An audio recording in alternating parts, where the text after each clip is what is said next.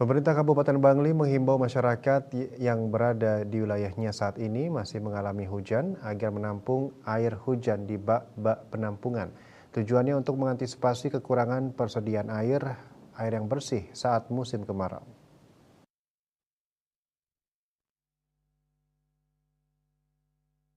Kepala Pelaksana BPBD Damkar Kabupaten Bangli Iwayan Wardana Jumat 5 Juli mengatakan berdasarkan prediksi BMKG, puncak musim kemarau terjadi pada Juli hingga Agustus. Untuk mengantisipasi ancaman kekeringan dampak kemarau, Bupati Bangli telah mengeluarkan surat imbauan yang ditujukan kepada kecamatan dan desa. Adapun salah satu poinnya yakni meminta masyarakat di daerah yang masih mengalami hujan atau transisi dari hujan ke kemarau agar mengoptimalkan secara lebih masif upaya untuk memanen air hujan melalui bak-bak penampungan air sehingga nantinya dapat digunakan untuk memenuhi kebutuhan sehari-hari saat musim kemarau. Disampaikan Wardana meski berdasarkan prediksi saat ini sudah masuk puncak musim kemarau, namun hujan masih turun di beberapa wilayah di Bangli.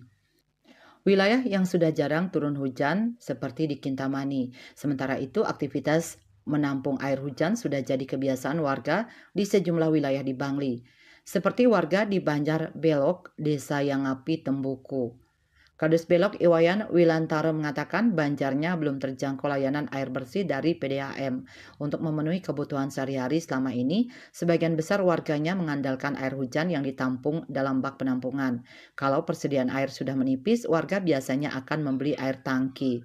Harga air bersih per satu tangki mencapai Rp300.000. Satu tangki air biasanya hanya cukup untuk memenuhi kebutuhan selama belasan hari. Wilantaro bersyukur karena dalam waktu dekat masyarakat di Banjar Belok akan segera menikmati layanan air bersih oleh PAM Desa. Bali Post melaporkan.